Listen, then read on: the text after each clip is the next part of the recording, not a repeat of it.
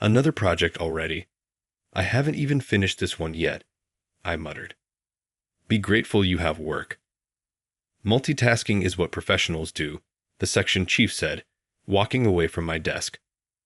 My name is Ryan, and I'm a software engineer in my 3rd year with the company. This job rarely lets me leave at a regular time. No matter how quickly I finish tasks, new ones keep coming in. The main issue is our manager. He agrees to take on everything, which is a problem.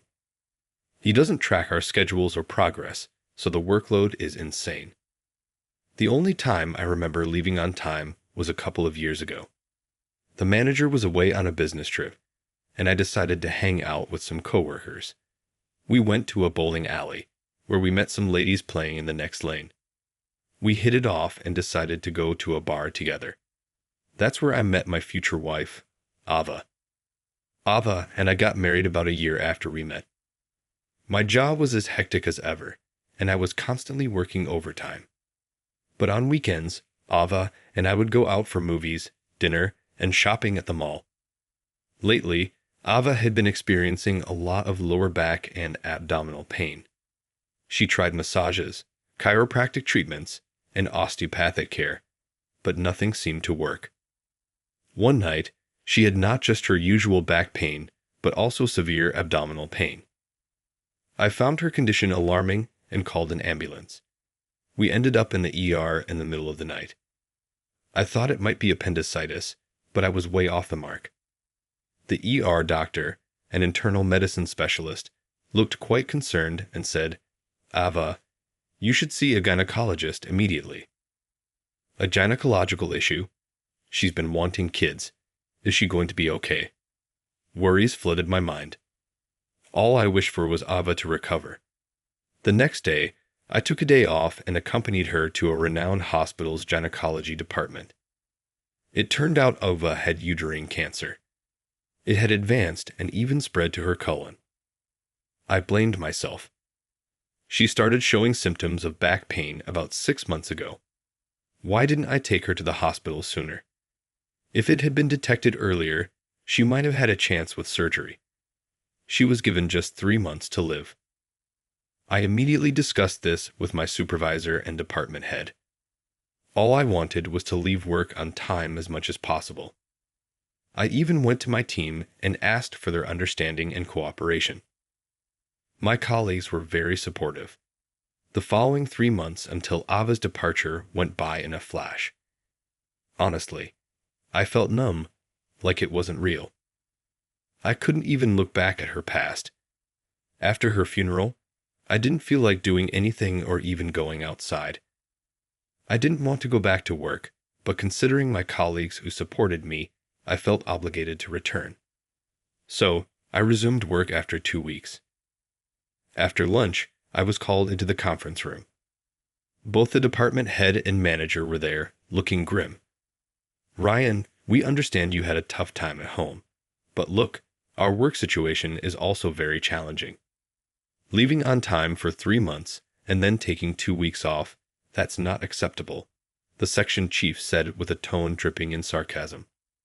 "Yes, I apologize to everyone in the department for any inconvenience," I said, although deep down, I thought I hadn't really inconvenienced the director, who wasn't involved with the computer program at all. Next, the manager chimed in. "You don't want to be in a busy department, do you? We happen to have an opening in our office out in Iowa. You'll start there next week." I remembered hearing from a colleague, probably Mike, that if you took consecutive days off or refused overtime several times, you could be sent to a less desirable position. With Ava gone and a void in my heart, I didn't care where I worked anymore. Working had become so insignificant that I simply didn't care about it anymore. Feeling utterly disheartened and lacking any motivation, I just sat there, nodded, and returned to my seat. Sometime later, I moved. My new location was a quiet rural town. Demoted at such a young age. Huh. I mumbled to myself, looking at the vast landscape. Before I knew it, a week had passed since my transfer. The new company, for better or worse, was a place where I had a lot of free time. Hardly any need for overtime. I could work at my own pace. One day, I was coding a simple program at a coffee shop for a change of pace. After a while, droplets began to fall on the table I was using. It was raining outside. For a second, I thought the roof was leaking. Looking up, I saw a soaked girl with brown hair and streaks of red and blue, kind of looking like a rebel, staring intently at my laptop. Worried about the water damaging my laptop, I began to shut it down. But the girl quickly said, "Wait. Hey, mister, you work with computers, right? Can I see? I'm kind of interested." "Well, yeah, but you should dry off first. Don't want you catching a cold," I replied and called the staff. "Excuse me, can we get a towel for this young lady here?" As she dried herself off with the towel brought over by the staff, she thanked me. "Thank you, sir, for the towel." She might have looked like a handful, but she had manners. I was pleasantly surprised. We continued chatting over warm coffee. The girl, named Catherine, was a senior at a nearby public high school. She had just started her senior year and was unsure about her future. "I'm not really academic, so college isn't in the cards. But I want to pick the right job," Catherine shared. She had tried various part-time jobs like working in a factory, being a cashier at a grocery store, and even fast food, but nothing felt right.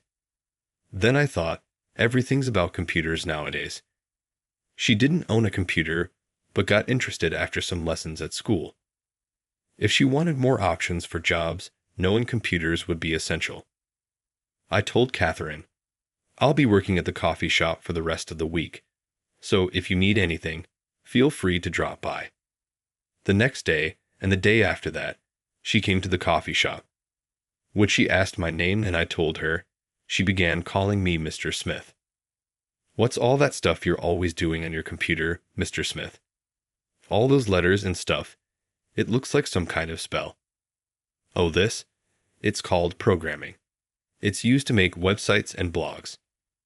After explaining how websites are made by combining various characters and symbols, she became very interested. "Do you have a computer at home?" I asked, to which she replied she didn't. Eager to learn, Catherine began to copy the contents of my screen onto her notebook diligently, day after day. After about a month of this, I made a proposal. "You'll learn faster if you actually use a computer rather than just copying things down. We've got an old laptop at the office we were going to toss out. Want to use it for studying?" Her eyes lighting up, Catherine exclaimed, "Really, Mr. Smith? I can have it." "Yeah, it's old and not the best, but better than nothing," I explained. "That's fine, just having one is great." A few days later, when I gave Catherine the computer, she jumped up and down and said, "Yay." From the next day, she came armed with a barrage of questions. She was diligent, buying books to study from and bringing a notebook filled with questions to go through. Thanks to that, she was able to launch a small website just 6 months later. "Hey, I can use this as a reference for job hunting," she said with a gleaming smile, obviously delighted. With job interviews just days away, Catherine dyed her hair jet black. "Catherine, you look so professional." "Just for now. Once I secure a job, I'll go back to being stylish," she said with a bashful smile, slightly pouting. "Good luck with your interviews." "Thanks," Catherine replied, flashing a peace sign with a big grin. 2 weeks later, while I was at our usual coffee shop, Catherine burst in excitedly. Ryan, guess what? I got a job offer." She reported the news with a radiant smile as if a flower had blossomed on her face. I replied, "That's great. Congratulations." To my surprise, Catherine started crying, still wearing that big smile. "Ryan, thank you. Getting into my first choice company is all thanks to you. I really appreciate it." Seeing her like this made me happy. To me, Catherine always seemed a bit quirky, but I found her irresistibly charming. Ever since Ava left, there had been a gaping hole in my life, but Catherine slowly started filling it. Soon, I realized I spent more time helping Catherine study than dwelling on memories of Ava. No, Catherine, I'm the one who should be thanking you. Do you want to go out for dinner next Sunday to celebrate? She cheerfully replied, Sounds great. And just like that, it was April. Good morning. A person from HR greeted everyone as the morning meeting began. Today, we'll introduce the new employees who will join us this year. All right, all of you, please come forward. The personnel at the back were beckoned to step up in front. What? Upon seeing the 3 new recruits, I almost dropped the documents I was holding. Among the new hires, there were 2 men and 1 woman. The sole female employee was Catherine.